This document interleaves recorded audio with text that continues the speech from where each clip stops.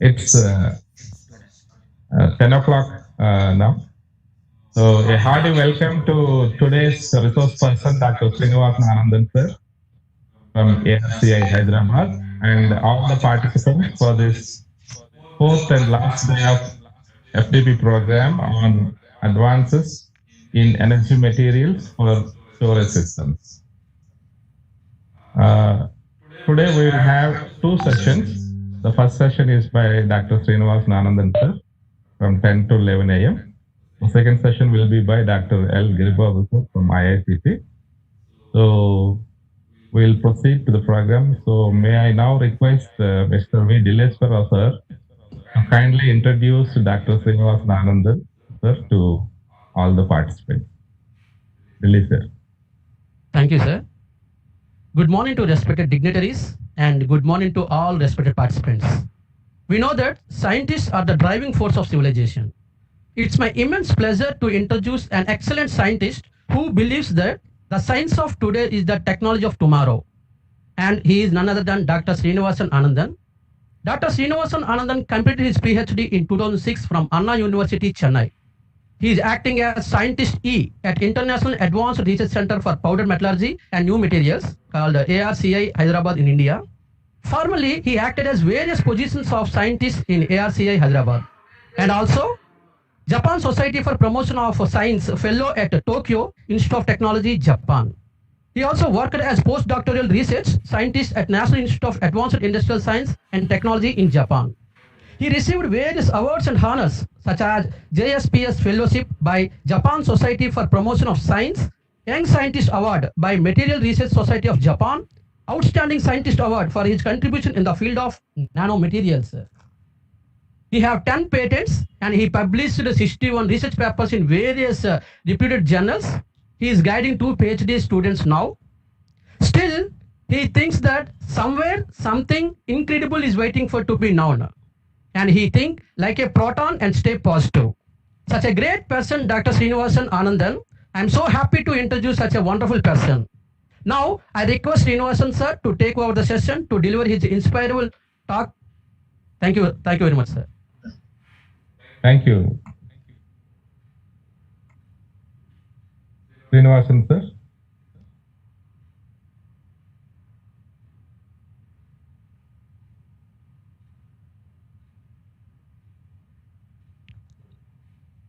Anandan sir? Yeah, we are able to see the PPT. Can you able to see that the PPT? Yes. First of all, I would like to thank Professor Dileswara Rao for inspiring introduction. Yes, sir. And I would like to thank the GMRIT management and Professor Dileswara Rao for inviting me to deliver a talk for this FTP program. So, my voice is audible or Professor Dileswara? Sir, it's audible. Oh, okay, thank you. Yes, you can continue. So today my talk will be focused on the development of advanced nanostructure electrode material for high performance energy storage applications such as lithium-ion battery and the supercapacitor. So some brief introduction I would like to give about my institute. So ARCI has in operation of 11th Center of Excellence, and it is one of the renowned R&D institute comes under Department of Science and Technology. In our institute, 4 centers like Solar, Center for Automotive Energy Material, Fuel Cell and Nano, we focused on the development of energy material and system. Our unique mandate of ARCI is transforming laboratory research into technology and transfer the technology to industries. So I work in Center for Nanomaterial. Our work is mainly focused to conduct application-oriented research which is relevant to societal needs and conditions. As you can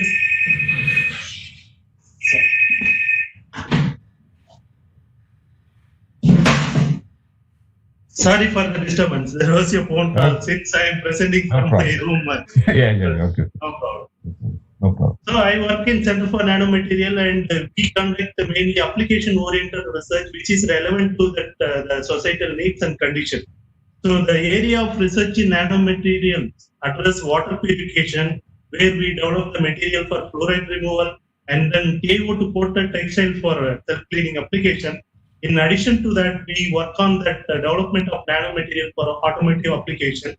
So what we do in each case, the specific application targeted based on the research what we carried out at lab scale research. This is the outline of my presentation. I will start presenting that what is the energy requirement and what is the various sources available for energy and why we have to go for that the alternative energy sources and the research and development activities what we are doing at ARCA related to lithium-ion battery and the supercapacitor. Finally, my talk will end the conclusion. This slide shows the various sources available for that generation of energy. If you can see that coal, natural gas, and oil, these are all the major contribution for that energy generation.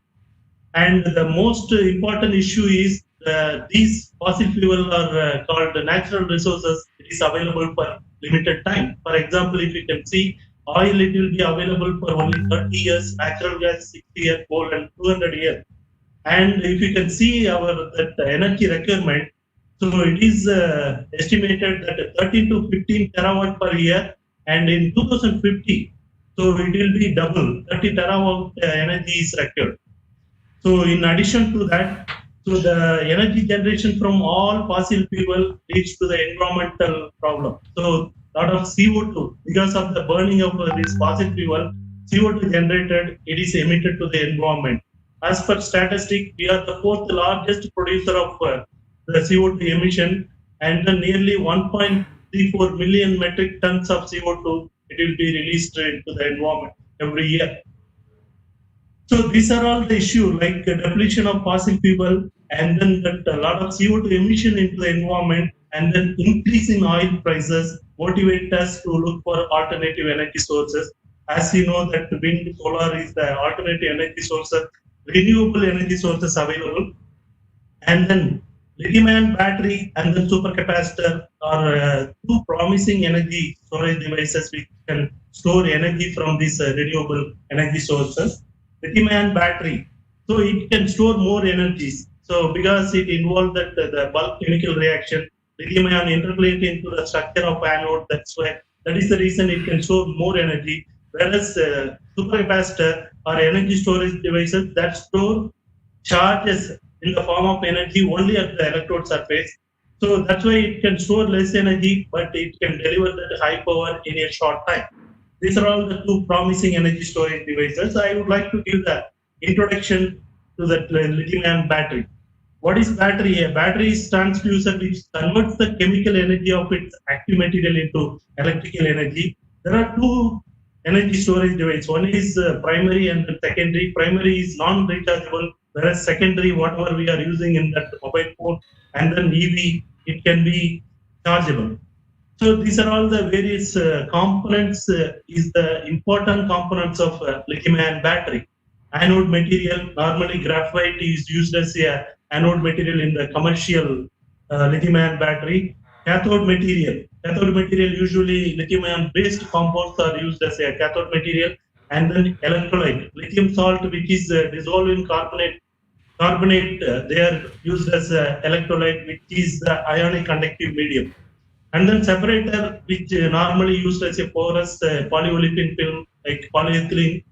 So it will be placed in between the cathode and the anode. It avoids the short circuit. And then if you can see that why there are many other secondary batteries are there, why lithium-ion battery is better than other existing secondary battery like nickel, cadmium, lead acid, alkaline, and nickel metal hydride. You can see that the first one, energy density, it can store 150 to 250 watt hour per kg of material. Whereas if you can see that the other system, it can store only within the range of 30 to 80 watt hour per kg, which is less compared to lithium-ion battery. And then if you can see that why the energy density is high, means the voltage, the cell voltage is higher for lithium-ion battery, and then self-discharge is less. And then if you can see the lifetime, it can go up to 1500 cycle, and it is lifetime, it will come nearly 5 years. And then the performance is moderate. This is the reason why lithium-ion battery is better than the other secondary battery. If you can see the history of lithium-ion battery, so in 1970, Professor Whittingham first invented that electrochemical cell which involved lithium titanium sulfide as a cathode and then graphite as a anode. But the issue high voltage, it is only 2 volt, the cell voltage is only 2 volt. So in order to address the issue, Professor John Goodenough, he developed lithium cobalt oxide based cathode material where it can go up to 3.7 volt the cell voltage, and then he used that lithium foil as a anode. Lithium foil, it is expensive as it is highly explosive. What Japanese group, they have done it, so they have replaced lithium foil with graphite as a anode, and then with the lithium cobalt oxide as a cathode and the lithium graphite as a anode. With this combination, Sony commercialized this lithium-ion battery in 1990s, and it started in 1970, and then 1990 the lithium-ion battery is commercialized. So the sequence of invention leads to the commercialization of lithium-ion battery. Because of this, these all three gentlemen, they awarded Nobel Prize in Chemistry in the last year, 2019. So this slide, I would like to show that what is the operating principles of lithium-ion battery.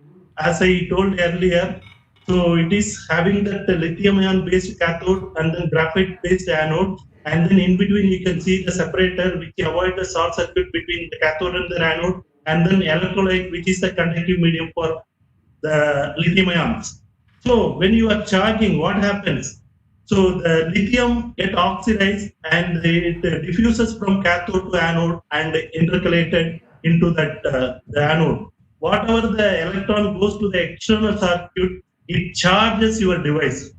So when it comes to that, during discharging, the reverse process it is taking place. Whatever the lithium ion intercalated into the anode, it goes back to the cathode, and then electrons from the anode, so it is used for functioning of our the cell. This is the various application of lithium-ion battery. It starts from that various electronic component, including the mobile phone, and then the camera charger. So it is extensively used for the all electronic component, including laptop. So the recent success of lithium-ion battery is it is extensively used in that electric vehicle applications. Sir, Srinivasan sir. Hello. Yeah, yes sir. You may just a little slow down if possible. Maybe participants are asking, requesting if it can be a little slow. Okay. I can do it. So yeah, I consider the time because 1 hour I have. No problem about time. No problem. Time. Yes. Okay. No problem. Yeah. This slide shows that how that electric vehicle run by that run by that batteries, and what are all the advantage and then the challenges involved in that the battery which is run by electric vehicle. If you can see that it is instead of internal combustion engine, here that electric motor which is powered by that rechargeable battery pack. So that if you can see the advantage of this electric vehicle, it is energy efficient. Nearly 59 to 62% of energy coming from that the battery can be used for the electric vehicle. Whereas in the internal that normal fuel-based vehicle, only 70 to 21% of the energy from that fuel it can be used for that electric vehicle operation. And then if you can see that the environmental friendly, there is no CO2 emission when you are using that the battery-based electric vehicle. And then it is very nice to smooth operation. There is no noise. It is involved in that electric vehicle-based battery. When we are talking about the advantage of electric vehicle, there are challenges which needs to be addressed for that successful commercialization of lithium-ion battery-based electric vehicle. If you can see the driving range, it is limited. So in other country, foreign country like US, there is a number one company called Tesla. They have introduced electric vehicle where it can go up to some 600 kilometers. In India, whatever the model which is available, it can go up to only 150 kilometers. So the driving range is limited when you use that battery-based electric vehicle. And then recharge time, always it takes some 5 to 8 hours per charging. So we have to develop a battery where it can be charged fast. The other thing is the battery cost, it is nearly half of the cost of the electric vehicle. So since we are importing all that battery, everything from abroad, always the electric vehicle cost is expensive. If we have our own indigenous battery, we can bring down the cost of that electric vehicle. And then weight and volume. So if you want to increase the driving range, we have to keep that larger battery pack. If we put a larger battery pack, it increases the weight and volume. And it also depends on what is the space available to keep that battery pack. So we have to keep that minimum, whatever the space available for that battery. And then at the same time, we have to increase the driving range. These are all the challenges involved in that the battery-based electric vehicle. These are all that various automobile companies, they are introduced the electric vehicle into market. So various companies including Nissan, Mitsubishi, Tesla, and then BMW, Chevrolet, Skoda, and then all Japanese company, Honda, Toyota, all involved in that electric vehicle manufacturing. And then if you can see that Tesla, which is having that 85 kilowatt hour battery, and then it can go up to 200 kilometer speed, and then more than 500 kilometer driving range it can go. If you come, this slide, I would like to show that the EV market in India. So only full electric car introduced by that Mahindra with the two different models. One is E2 Plus and then E-Verito.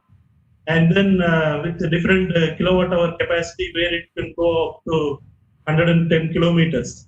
And then the other company like Toyota, Mahindra also introduced that battery as well as fuel-based hybrid cars. And the bikes are various companies including Arthur Energy, Ampere Electric Vehicle. Different companies they are working on so electric bikes. And then Ashok Leyland and Tata Motors, they are working on that so battery-based the electric buses. So considering that the importance of introducing electric vehicle or transition of fuel to electric vehicle, the government of India formed that National Electric Mobility Mission. As per this mission, so it aims to deploy 6 to 7 million electric vehicle on Indian road by 2020.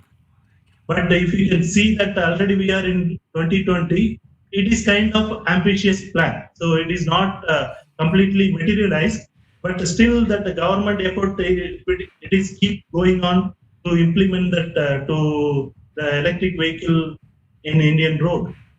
So as per this National Electric Mobility Mission plan, so if you want to materialize this 6 to 7 million electric vehicle on Indian road, you need nearly 0.7 millions of the NMC cathode material and then 0.35 millions of graphite anode material. Considering that if you are fabricating the 50 kilowatt hour battery pack, it can go up to the 200 kilometers. So there is a huge need of that material which can be used for the battery fabrication. Once this plan is implemented, we can save up to that 20 lakh crore which we are spending for importing oil from Gulf country, and we can avoid the release of 1 gigaton of CO2 which is emitted to the environment. So the Forbes India, which has given that very interesting cost comparison between the fuel vehicle versus electric vehicle, considering the average person drive 10,000 kilometers per year. If you can see the left-hand side, the fuel-based vehicle, the cost is 8 lakhs. Electric vehicle cost is 8 lakhs, and then battery cost is about 3 lakhs. So nearly half of the cost it goes to the battery. But if you see the running cost per charge, you can drive nearly 100 kilometers, and then per charge, so it costs about 50 rupees. For driving 10,000 kilometers per year, you have to spend only 5,000 rupees per year. Whereas in the case of fuel-based vehicle, even though the initial cost is less, but if you can see the running cost, considering the mileage of 10 kilometers within that city, and then petrol rupees 75 rupees per liter. For driving 10,000 kilometer, you have to spend nearly 75,000 per year. So here you are spending electric vehicle 5,000 rupees per year, whereas in that case of fuel vehicle, we have to spend 75,000 rupees to run the 10,000 kilometer. So this is the clear advantage of using the electric vehicle. More importantly, so that whatever the CO2 which is released to the environment completely avoided by using the electric vehicle. So you can ask that why that the electric vehicle is so expensive, because the EV technology, whatever established in India, it is established with the imported lithium-ion battery pack. So imported lithium-ion battery pack is always expensive, considering that all the custom taxes and other taxes involved in that. So if we can prepare our own battery, then we can able to bring that down the cost of battery as well as electric vehicle. So in order to attract that the customer for buying electric vehicle, Government of India announced a subsidy under FAME 2, and then per kilowatt hour capacity, if it is two-wheeler, three-wheeler, and then four-wheeler, the government is giving 10,000 rupees subsidy, and if you are buying two-wheeler, you will get 20,000 rupees subsidy. If you are buying car, you will get 1,50,000 rupees subsidy, and then if you are buying electric bus, nearly you will get that 50 lakhs rupees subsidy from the government under FAME 2. FAME is fast adoption of manufacturing and electric vehicle. This is the FAME scheme 2. This way that the government is trying to attract the customer of electric vehicle, and then the government is spending nearly 9,000 crore for this electric vehicle program. So another major market of this lithium-ion battery is mobile phone. As per the statistic, most of us, we are using that mobile phone, and nearly 95 crores of this country is using mobile phone. And the question is, do we have that indigenous battery technology in India? At least for the use of the mobile phone, that is very unfortunate. We don't have any single manufacturer who can produce that the mobile phone battery. So this is what the indigenous technology, that is the motivation. In ARCI, we are trying to develop the indigenous lithium-ion battery technology. When you develop the indigenous battery technology, it will bring down the cost of electric vehicle and then electronic component. So ARC mainly focusing on that the development of low cost and large scale process for lithium iron phosphate cathode material and then anode material. So in this program, we have taken up two major projects. One is that the development of lithium-ion battery for electric vehicle application, and then nearly 20 crores we got to set up the lithium-ion pilot plant facility, and then development of indigenous LiP material by large-scale process, and demonstration of indigenous battery for EV application. This we have successfully done, except the demonstration. I'll be presenting that what are all the developmental activities related to lithium-ion battery material. And then other the major project which is ongoing is Technical Research Center for Alternative Energy Material and System, where that all the renewable energy sources related material development involved, like lithium-ion battery, supercapacitor, solar cell, and then fuel cell. We got nearly 98.5 crores. So, which is under that establishing the Technical Research Center from DSP. And then in this program, mainly we are working on the supercapacitor. That after lithium-ion battery, I'll be presenting that activity. So, regarding to the first lithium-ion battery development activities, ARCI mission is to set up that state-of-the-art pilot scale facility for the fabrication of battery. And the second one is indigenous material development. And then as per that, the first objective, we have completely established that lithium-ion pilot plant facility, starting from that the material to final cell. There are so many equipment involved in that, like coating machine, winding machine, slitting, laser welding, all it is involved. And you should have that because lithium-ion lithium ion is highly explosive and then tend to absorb moisture and explode. So all that the coating as well as cell fabrication, it is carried out under controlled atmosphere. Like for coating, we use that 30% relative humidity condition, and then for cell fabrication, we always use 0.5% relative humidity condition room.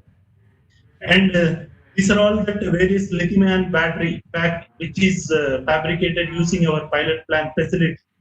So, and we have tested for that running of motor and all. So, we are successful in preparing that as a lithium-ion battery using the commercial material. So, we are so established all the optimized condition.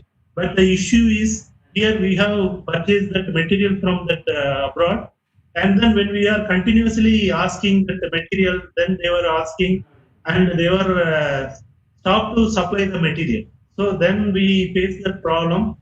So realizing that the requirement, we have developed our own large-scale material process for synthesizing the cathode and the anode material.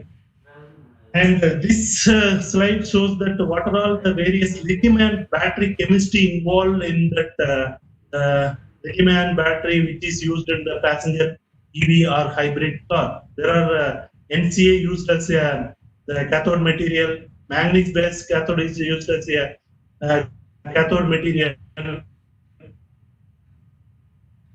And then that Tesla and all, they are using NCA-based cathode. And then if you can see lithium iron phosphate, A123, and then all Japanese company, they are using lithium iron phosphate because it is cost effective and it is highly stable in all high temperature condition.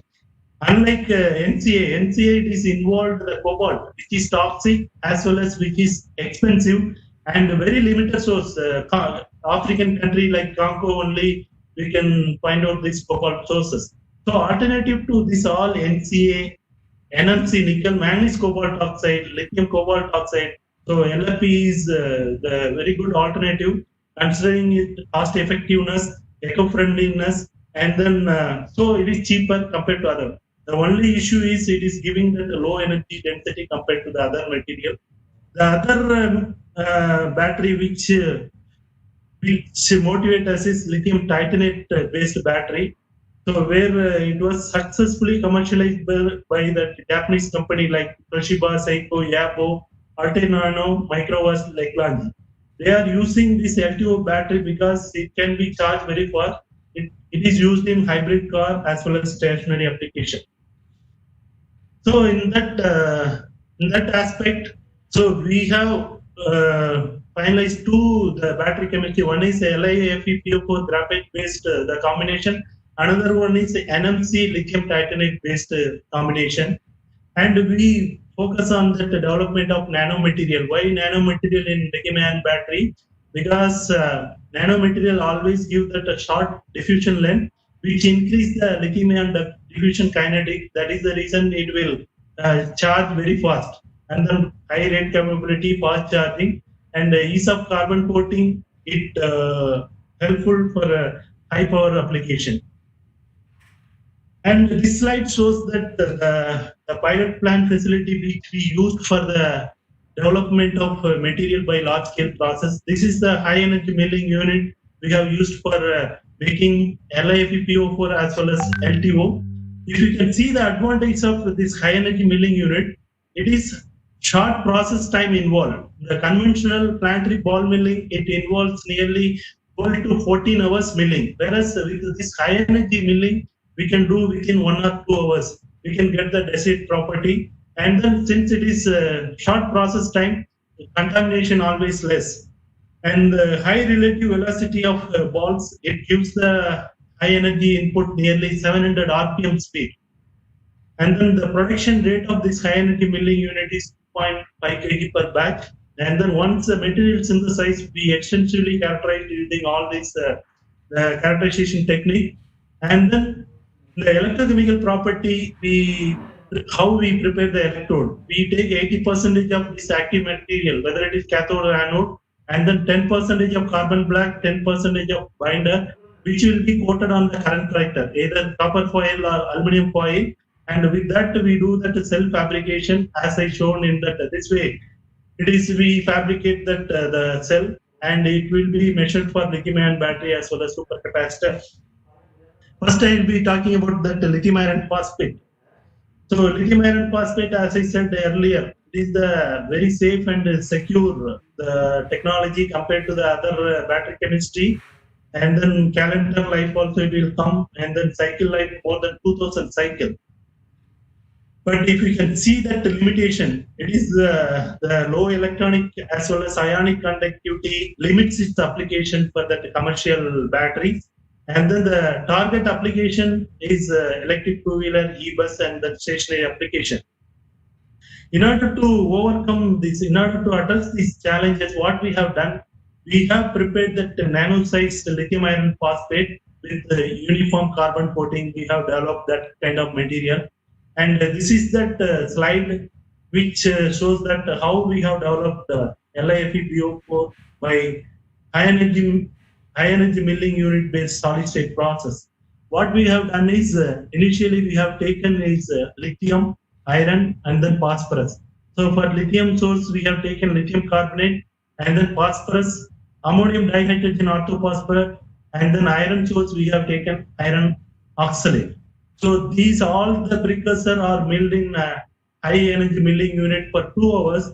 After that, the powder compacted into the pellet, and then that followed by it heated at high temperature for converting this precursor into LiFePO4 and conversion of the carbon precursor, which we are adding is citric acid, which is converted and well coated on this LiFePO4. Finally, we could able to get that carbon coated LiFePO4.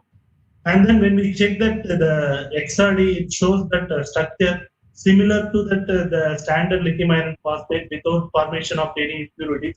And then we used to get that the submicron size, nearly 300 to 400 nanometer size of LiFePO4, which is always beneficial for fast lithium ion diffusion kinetics during charge and discharge. And then this material, we have done that electrochemical performance in hot cell. And if you can see, it can at 1C versus lithium, it can able to deliver 136 milliampere hour per gram. So we also compared that our material efficiency with the commercial material, which we have purchased from the Toda, and then which is giving about 143 milliampere hour per gram, and then which is on par with our material efficiency. And our material shows better efficiency than the other material called the LiFePO4 supplied by UNTPL. And if you can see the cyclic stability, it is stable performance. So nearly it is keeping that 140 milliampere hour per gram even in the longer cycle. So in order to see the viability of actual testing, so we have done LFP versus graphite as well as LFP versus L2 also we have done, because these two material, indigenous material, I am presenting this data. So we have done that LFP graphite also. I will be showing that. So the one NSTL we have supplied, and then they have used graphite as a anode, and then they showed the performance is better than commercial LFP. So even if you can see in this figure, even at higher C rate also, the material, our indigenous developed material able to show that high performance. This slide shows that how we have done that large scale process. So there are so many optimization involved in that, starting from that the milling time, milling speed, and then the composition of the precursors, and then the carbonization temperature, heating time, rate of heating. There are so many that optimization we have done. So this high energy milling unit, it can able to handle 2.5 kg per batch. And this is the furnace which we have designed indigenously to carbonize large quantity of material. At a time, we can load nearly 5 to 6 kg of material. And then this way, we have done that all the upscaling of carbon coated lithium iron phosphate.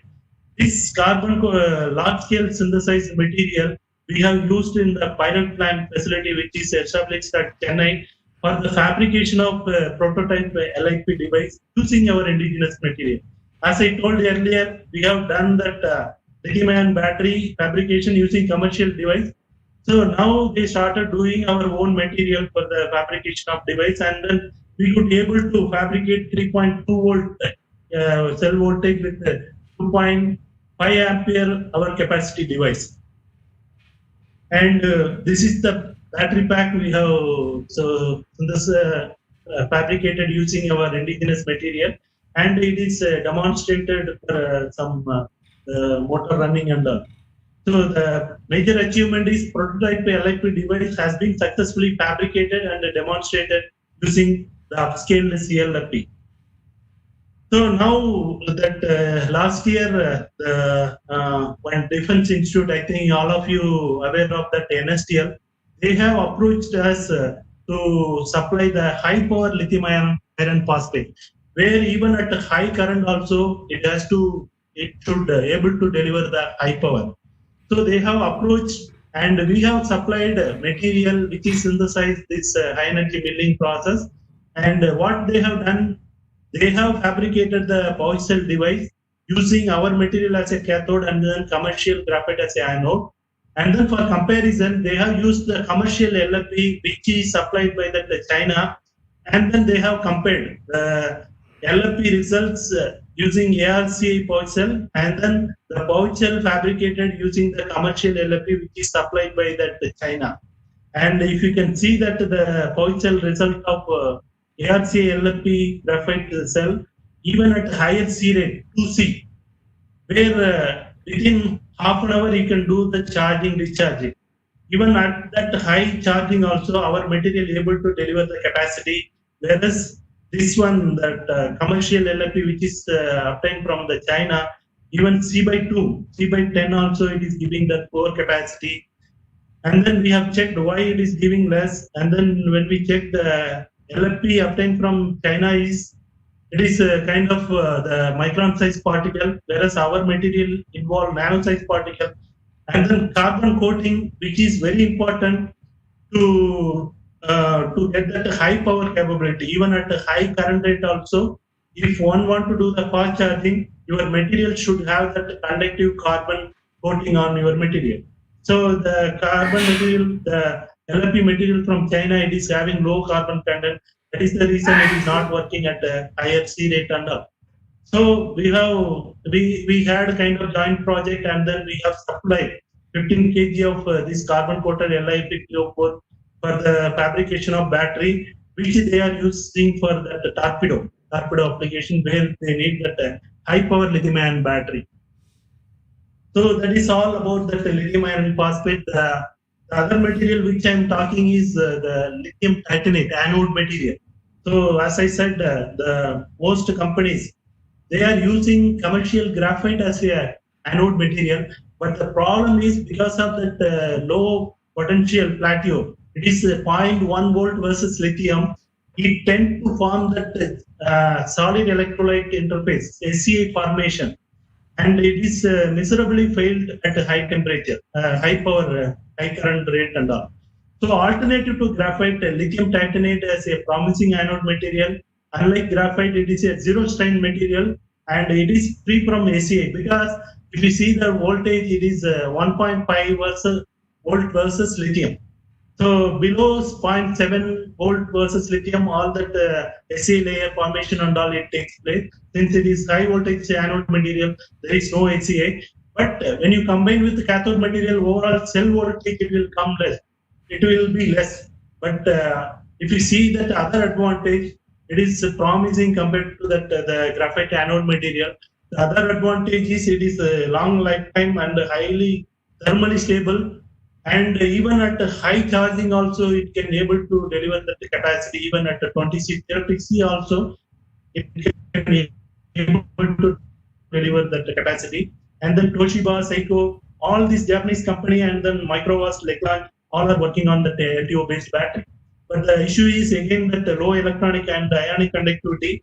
And then we try to synthesize that nano lithium titanate, and then carbon coated nano carbon coated on lithium titanate to improve the electroconductivity. This slide shows how we have developed the lithium titanate. So again, so we have used for lithium titanate, you need lithium precursor and then titanium precursor, and then these two milled in high energy milling unit, followed by heating at a high temperature. It will give lithium titanate.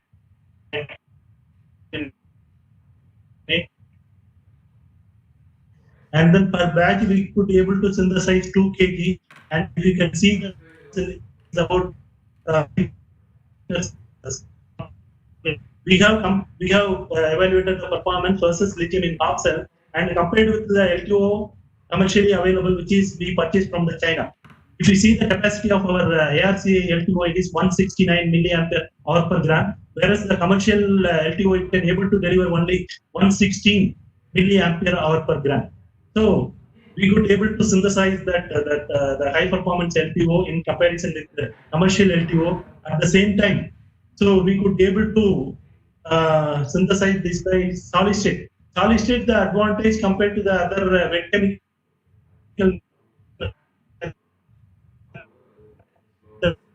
there is no solvent involved in that, and then so it is cost effective. There is it is a single step process, unlike wet chemical method where the multiple step involved in that. That is in terms of the synthesis process, in terms of performance, it is better than the commercially available lithium titanate. And then this lithium titanate we have used in the pilot plant, and then we have prepared the prototype 30-meter length of LTO electrode, which have used for that prototype LTO device application. So I will show you that novelty in the next slide. So there are unique novelty in the process. I'm saying that this LTO related invention, it is filed in Indian patent, as well as 5 foreign countries we could be able to file this LTO invention. If you can see that the novelty, so we could be able to synthesize that the LTO with the particle size of about 300 nanometer, which is 80% of 80% of LTO is about 300 nanometer, and then we are using that stearic acid as a process control agent, which is used for homogeneous milling and avoid that powder stacking on the vials during the milling. So for that purpose, we use the stearic acid, which is called the PCA, process control agent. And then this one, when we are doing that since it contains all carbon, it is converted into the kind of carbon coating on lithium titanate. And the other advantage here is we could be able to synthesize oxygen deficient lithium titanate, which also improves the electronic conductivity. So we have that the dual role of stearic acid, which is used as a PCA as well as carbon coating agent, and by tuning that the optimal experimental condition for heating, we could be able to introduce oxygen vacancy in lithium titanate. Because of all this, it could be able to show the better efficiency compared to the commercial LTO. So in order to indigenize the LTO material technology, we have used that the available lithium precursor, which is supplied by that ARC.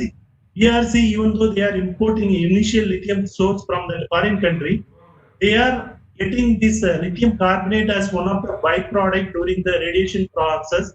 They approached us whether this lithium byproduct can be used as a lithium source for making lithium titanate. And then we have used that lithium carbonate as a precursor, and we have followed the same process. Finally, we got LQO. Hello. And then this LQO, which is synthesized using commercial lithium carbonate, as well as the lithium carbonate, which is supplied by BRC, both lithium carbonate giving the same structure and which is similar to the standard LTO. So our methodology, whatever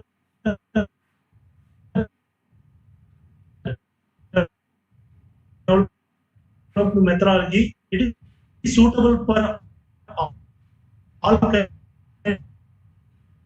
of lithium performance. Lithium titanate, which is used by lithium carbonate supplied by the commercial SRL, PRC, it is all giving the same performance. Even at higher C rate, it is able to give that high capacity. The interesting advantage here is the lithium carbonate supplied by PRC, it is only 1,500 rupees. Whereas the commercially available lithium carbonate, it is about 11,400 rupees. If you use BRC lithium carbonate as a precursor, you can bring down the cost to nearly 2,500 rupees per kg. That is the advantage of using that lithium titanate synthesized using that BRC.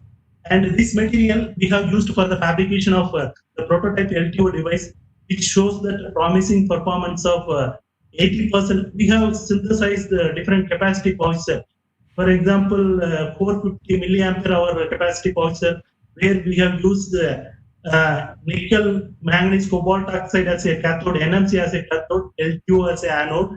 With that, the pouch cell has been fabricated and tested for charge discharge.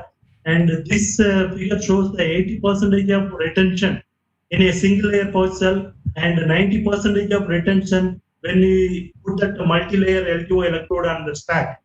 So it shows that the promising application even in the device level. And then one international company called Toyota Susa Corporation, they are very much interested in this LTO technology, and the discussion is going on for the possible technology transfer. The other topic, maybe another 10 to 15 minutes, I will be able to finish the other part.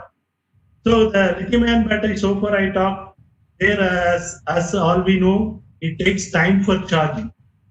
And then, but at the same time, it can store a lot of energy. Whereas in the supercapacitor, so it can charge fast, but at the same time, it can store very less energy. As I mentioned earlier, the charge storage involved only on the surface of electrode. There is no the bulk storage involved in that. That is the reason supercapacitor store less energy, but it can fast charging. It is possible in that. So it is one can understand easily. Lithium-ion battery kind of the athlete who is running 10,000 kilometers, you should have that energy. Whereas supercapacitor, the 100-meter athlete like Usain Bolt, they can run very fast for 100 meters. After that, completely energy is exhausted, like 100-meter athlete. And then the other hybrid capacitor, where it is having that the property of lithium-ion battery as supercapacitor, called hybrid supercapacitor, lithium-ion capacitor, where 800-meter or 1,000-meter athlete, they are having the high energy as well as the high power. That way, I think you can able to understand that the functioning of each energy storage device. So this is showed here. So first one is Usain Bolt running 100-meter like supercapacitor. It can deliver energy very fast. Whereas 10,000 kilometer.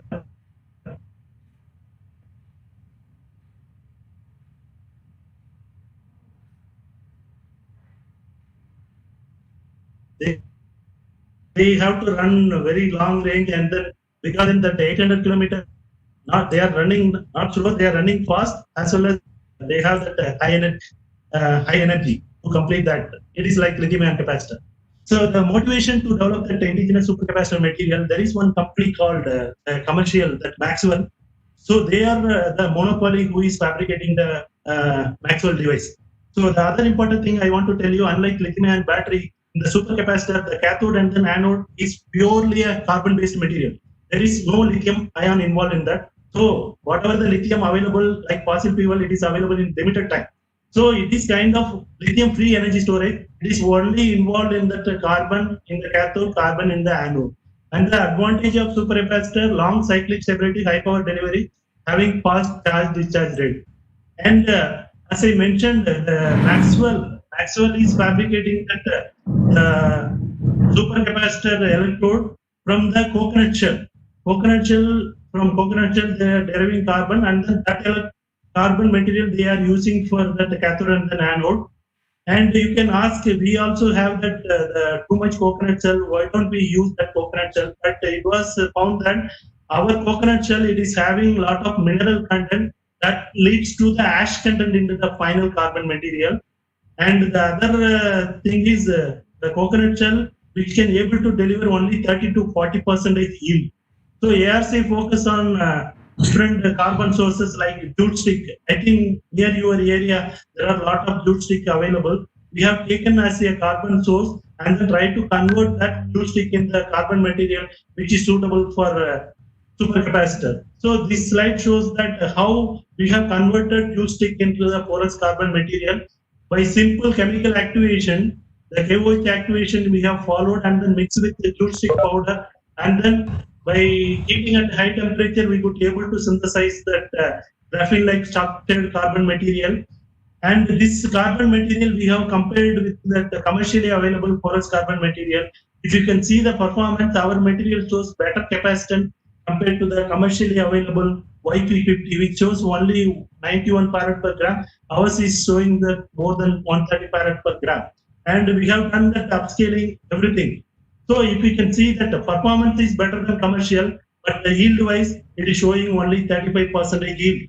So in order to address this issue, we have taken the other precursor called petcoke, which is obtaining as a byproduct during the petroleum refining process. The advantage is it is cost effective and it is having the high carbon content. We have taken this and then through chemical activation, we have converted into porous carbon material, and we have tested for electrochemical performance, and then again it is showing the better performance compared to the commercially YP50 carbon, and we could be able to synthesize the graphene-like structured carbon. If we see the yield compared to the coconut shell or jute stick,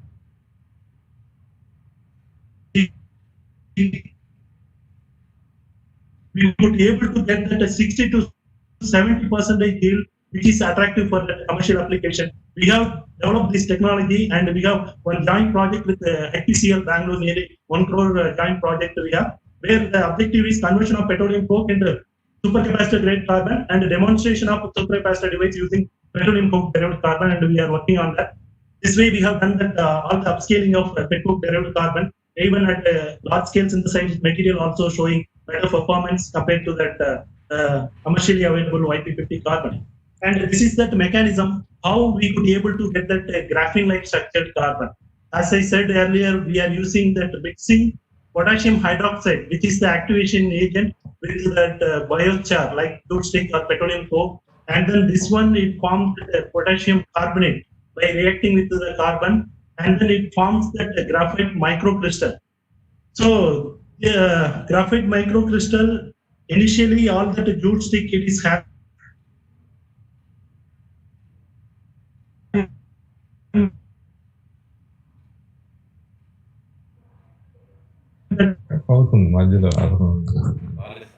lignin, cellulose, hemicellulose, all it is there. When you are heating at high temperature, all the volatile organic water at the high temperature about 900 degree, what happens? Whatever the potassium carbonate, it forms kind of solid solution.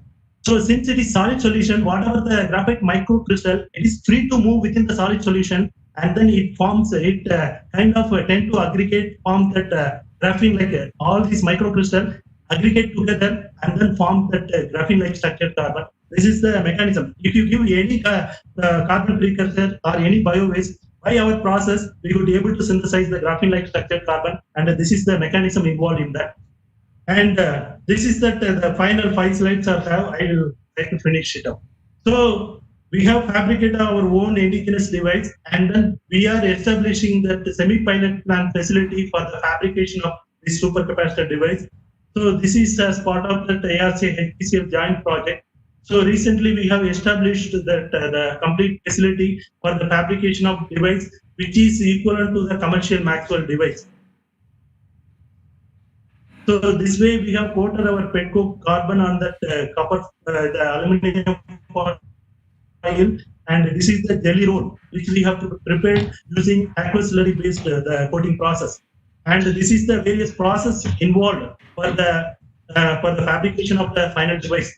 So these are all the flattening. As it is the jelly roll, it is having, we have to take the positive and the negative terminal, and then you can see in the jelly roll, the top is uncoated, bottom also uncoated, and then which we are flattening for the welding of top and guide plate. And so finally, after laser welding, we could be able to get that positive and the negative terminal, and then finally we are sealing into that aluminum can. So to fabricate the final supercapacitor device. So now the,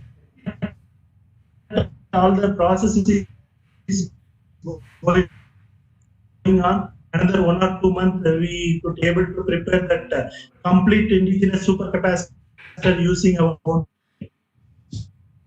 So the capacitor, it is having their own advantage. Lithium-ion battery, it can store more energy, but charging it takes time. Supercapacitor, but it but it can charge very fast. So you can ask, why don't you couple? We have done that effort. We have combined both lithium-ion battery electrode as well as supercapacitor electrode to get that lithium-ion capacitor where it is giving that reasonable energy density like lithium-ion battery and then high power fast charging capability like supercapacitor. We could be able to synthesize that material for lithium-ion capacitor. The other advantage here is the material from petcoke derived carbon used as both actuated cathode as well as anode material, and then like LiPF6 we used as a solvent. And this device we have measured the performance. And if you can see that Ragone plot, the red one is the material which is having the high energy density, lithium-ion battery, and then the green one is it shows the less energy density, but if you can see that the high power density. So the other one which we have developed in between the energy density, it is reasonable compared to the lithium-ion battery. At the same time, the power capability is similar to supercapacitor. So with this combination, we could be able to synthesize that lithium-ion capacitor-based electrode material. This is the advantage of lithium-ion capacitor over supercapacitor. So the same capacitance, if you can see the volume. So the lithium-ion capacitor, because of more storage compared to supercapacitor, it occupies only 135 kg. Whereas the similar capacitance device, the supercapacitor weight is 340 kg. So that is the difference. Supercapacitor, because of less energy storage, it needs a larger pack. That is the reason the weight is more. Whereas lithium-ion capacitor, it is having one of the lithium-ion battery electrode as a energy storage system. It can store energy better than the supercapacitor. That is the reason the weight is less compared to the supercapacitor. So finally, I would like to summarize my talk. In ARC, we have developed the indigenous cathode and then anode material, where the performance is on par or better than the commercially available electrode. And then we have fabricated that prototype electric device. There is demonstration. In addition to lithium-ion battery, we are also working on that supercapacitor as well as lithium-ion capacitor, which is so that promising application for energy storage.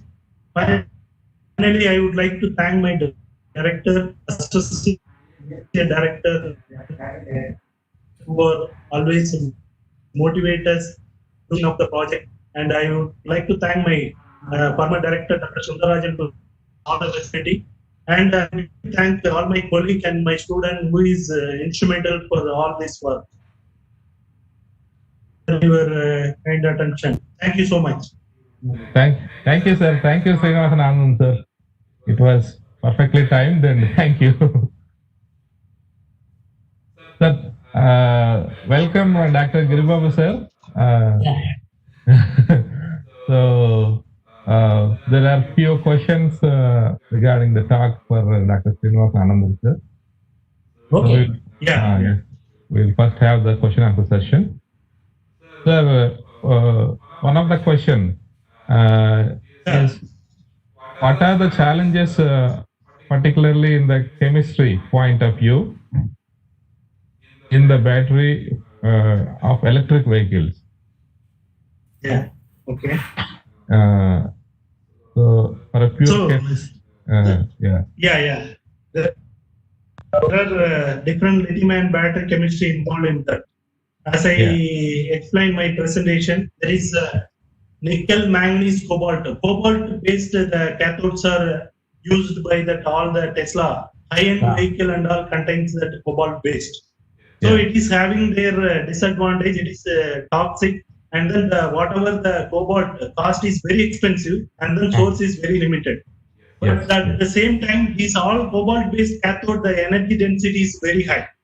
Okay.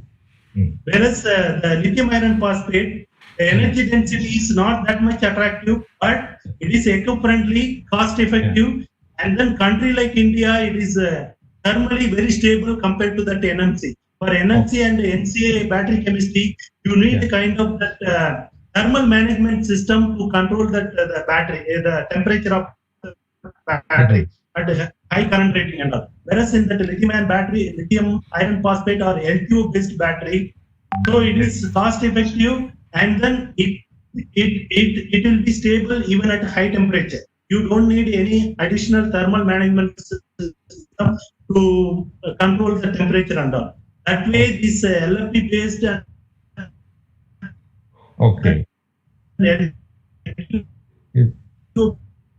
based battery and all extensively used in the China country, and even some of that the electric vehicle company, they are interested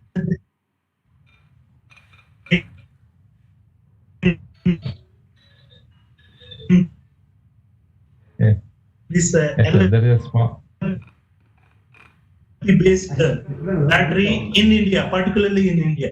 Hello. Okay. There is a small signal breakdown. Hello. Hello. Yes, sir. We are able to hear, but there is some signal break at times. Yeah.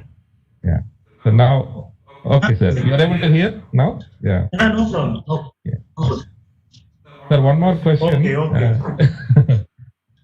Yeah. I can able to hear. Okay. You have prepared lithium iron phosphate in nano size and also lithium titanate. What seems to be the optimum size for the best efficiency? It is always prepared that submicron size. If you have too much nano size, less than 100 nanometer and all, always the nanoparticles tend to react with the electrolyte. Some parasitic reaction and all, it happens during charge and discharge process. Always it like to have kind of submicron size so that we can avoid that the reaction of this nanoparticle with the electrolyte. At the same time, that the submicron means the diffusion kinetics also reasonably good compared to that micron size particle. So always submicron size is preferable for that fast lithium-ion diffusion kinetics. Okay. Yes. Yeah. One more question. What are the factors that will influence the number of cycles of a battery? I mean, if we want more number of cycles for a battery, what factors normally influence? So again, how about the usage of the usually all lithium-ion battery comes 1500 cycles. That is the minimum guarantee we give, right? Okay. So suppose if you want to enhance the lifetime of battery, yes, you are discharging to 50% and then you are charging that battery. Oh, okay. Another case, you are completely discharging to 0. Yeah.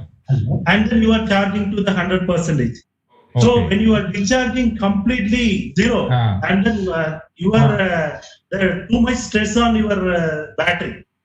Yes. Whereas if you are always doing that discharging up to 30 to 40% and then charge to 100%, where you can maintain that lifetime of the battery better than how you are discharging 0% always. So that way, if you are maintaining, then you can able to increase the lifetime of battery. But as I said, it again depends on the battery chemistry. But all the battery, the lifetime, given the assurance of 1500 cycles, nearly 5 years it will come. Okay. Yeah. Yeah. Okay, sir. Another question. Sir, you can remove the sharing if possible and. Okay. Yeah. Next question, sir. Can we think of having potassium, rubidium, or cesium in the same alternate to lithium-ion battery? Yeah. So people are started working on that. As I said, only 3 countries, Argentina, Bolivia, and then Chile, they are having lithium mines. So considering that the target of complete transition of fuel-based to electric vehicle, we consume all lithium. And then Yes. there no more lithium will be available for electric vehicle. Yeah, So yeah. in that case, we have to look for that sodium and then potassium and battery. Already that it is going on in that R&D stage. We do work on that sodium ion battery. But if Yes. we can see in the periodic table, the first column, lithium, Yes. sodium, potassium. When you are Potassium, coming yeah. down, the ionic size it increases. And then your weight of the battery also it increases. So Yes. there is because of the bigger size and all, the diffusion might be slower. And then another thing is the energy density is lower than compared to lithium-ion battery. But the advantage is sodium is available plenty. Okay, yeah. It can be used as a alternative energy sources, but it is not yet commercialized. There are many groups they are working on the sodium-ion battery, potassium-ion battery, lithium-ion battery. So lot of parallel effort are going on to find out alternative to lithium-ion battery. Lithium, Yes. yes. Yeah. So one more last question, sir. Yeah, no problem. Normally, I'm ready for all your questions. Yes. So normally for a good battery, we need high power density, low Yes. charge, fast charging, Yes. and all this. To achieve all this in a battery, what are the normal steps to be observed or particularly followed to pursue achieving such efficient battery by a chemist? Yeah. Where to start or what parameter to be considered first and then go for the next one like that? Yes. Yeah. Particularly for beginners who wish to work in this area. Yeah. Yes. So yes. That assignment that yeah. See that NMC and nickel manganese cobalt oxide, lithium cobalt oxide, their volt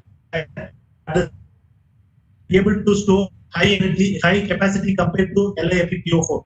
If you can see that the capacity that it can deliver about 170 to 180 milliampere per gram, and then their cell voltage also about 3.7 volt, right?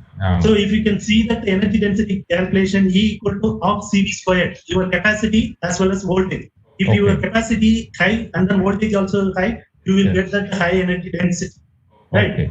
So it depends as per your the target application. You have to select the particular. If you want high energy density, you have to always select HCA NMC based battery chemistry. And then for other question, how high power application?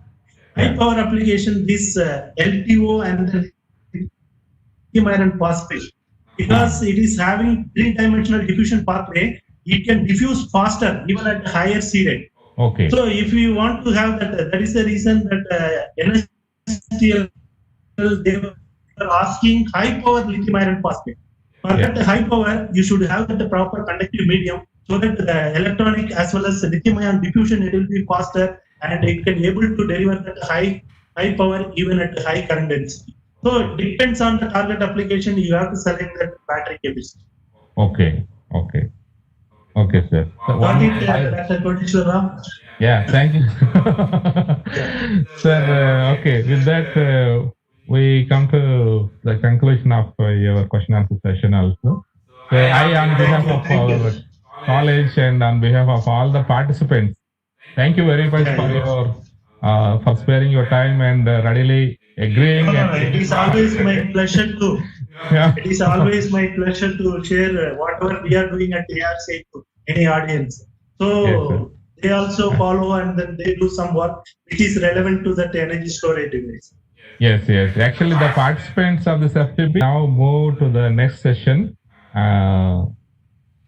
by